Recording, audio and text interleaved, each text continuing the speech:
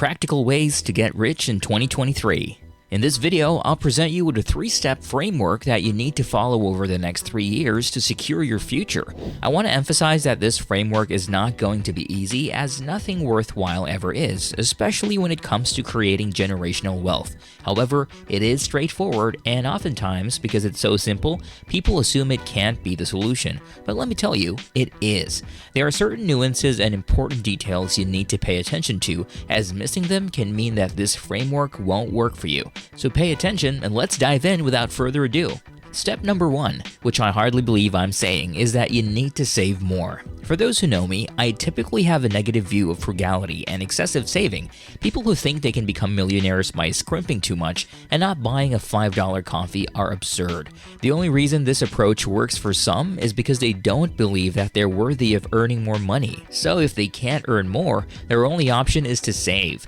This means that if they save and invest their $35,000 annual income, they may become millionaires after 30 years. I strongly believe that individuals who attempt to save by avoiding a $5 coffee or refuse to pay extra for additional legroom on a 7-hour flight have a mental ailment, which is a scarcity mindset.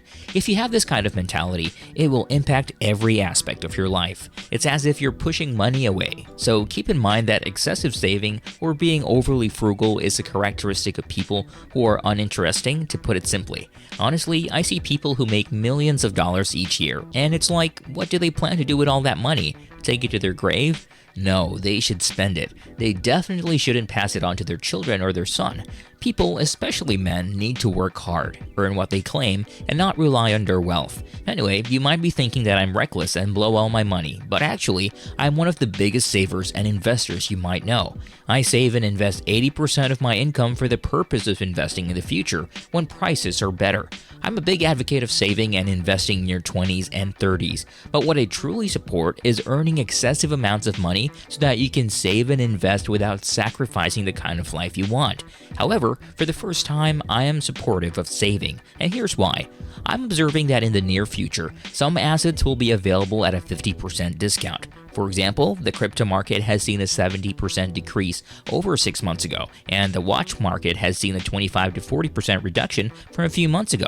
Additionally, although real estate prices are still high, I can guarantee that won't be the case in a year. So when I look at the price of a jacket from a company like Laurel or Xenia, which was $7,000 6 months ago, I now view it as $21,000, because if I invest that same amount of money over the next 5 to 8 years, it will triple. Instead of viewing the cost of chartering a private jet as $30,000, I now see it as $90,000. As for a more relatable example, I used to encourage people to spend their $150 monthly budget on Starbucks rather than saving. I believe that they could make much more than an extra $150 a month if they put their minds to it. However, given the current recession, I now see that spending $150 a month on Starbucks is equivalent to spending $500 a month if you instead invest the money into different assets such as cryptocurrencies, stocks, or a down payment for a rental property. For once, I see the value of saving during the 2022 to 2023 recession. Nowadays, regardless of your income level, whether it's $30,000 a year or $30 million a year, I'm starting to realize the importance of being frugal. During the current recession, I suggest that you maintain your spending habits, even if you make more money. It's not the time to indulge in lifestyle upgrades, but to focus on saving. In a few years, when you look back at this period, you'll realize this was the time when you bought assets at a low price and set yourself up for the future. To save more, try to reduce your living costs. Now, if you live in cities like New York, California, Paris, London, Amsterdam, etc., it may be challenging to save money. However, if you have the ability to work remotely, either through your job or by starting an online business, consider relocating to cities with a lower cost of living. For instance, Cape Town or Bali offer a high quality of life at a fraction of the cost compared to other major cities. By reducing your living expenses, you can save more money and invest a difference. If living in different locations is not a big deal for you, consider moving to one of these places for the next few years. Now let's move on to step 2 in making more money, which is improving your earning potential. I understand that not everyone wants to be an entrepreneur, and there is value in working for a reputable company with a good culture and opportunities for growth. If you are employed, take an objective look at your current situation and ask yourself if there's a way for you to increase your income.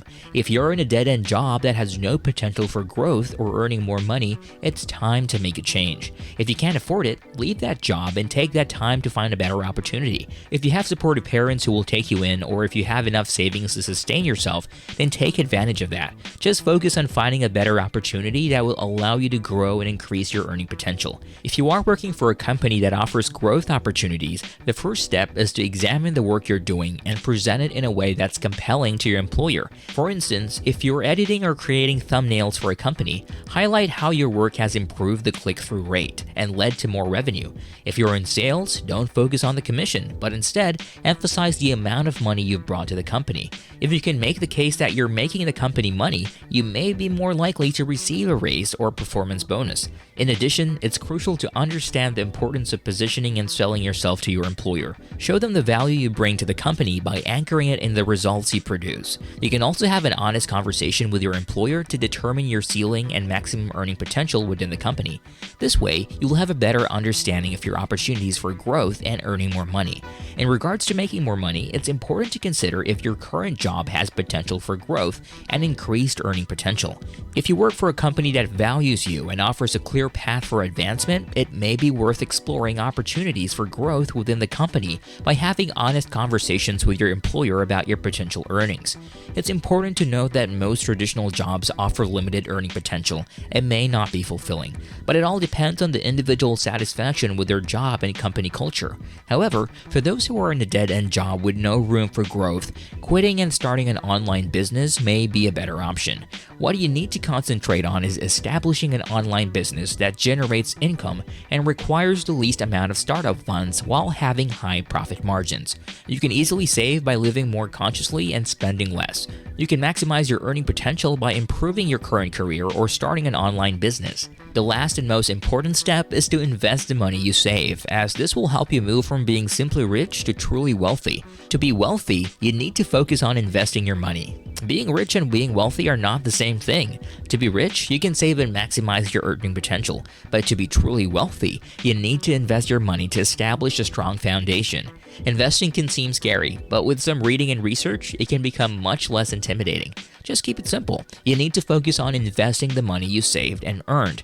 This is the most crucial step in achieving wealth, which is different from just being rich.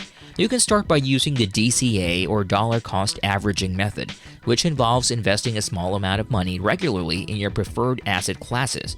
Over the past 2 years, some people have invested in crypto and watches, but they sometimes feel intimidated by the idea of investing millions of dollars in real estate. The point is that it's okay to feel scared about investing, even if you have a lot of money and experience. The idea is to choose an asset class that's easy to get into, where you can easily convert your fiat currency such as pounds, euros, or dollars into the asset. For example, buying an investment property, especially with a mortgage, can be complicated and may require more knowledge and skills, making it not the best option for a beginner. The same goes for watches, as you will need to understand the world of watches and the language used in that industry. It's recommended to start with an asset class that has an easy on-ramp for beginners. The best assets to start investing in for beginners are stocks and crypto. Both have already declined significantly, but even if they drop further in late 2023, if you buy at current prices, you'll still see a positive return over a 5 or 6 year period. Dollar cost averaging is the easy way to start investing in these asset classes by putting aside a small amount each week in stocks or crypto. As you continue to invest, you can find ways to increase your savings and earn income so you can invest even more. Remember, if you sacrifice small expenses like a monthly Starbucks purchase to invest in these assets, once you reach a higher income level, you can indulge in your Starbucks again. The key to successful investing is to save and invest a large portion of your income, ideally between 50 and 80%.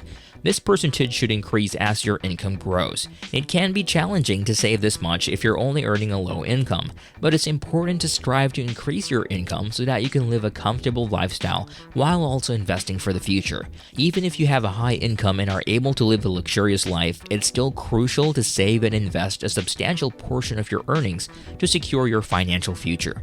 So, to sum it up, these are the 3 steps that are not complicated, but they require effort. Many people search for shortcuts and tricks, but sometimes the simplest approach is the most effective. There's a great opportunity available to take advantage of, so don't waste it. Thank you for watching, and I hope it was helpful. If it was, let me know in the comments. Stay tuned for the next video, and have a great day. See you soon.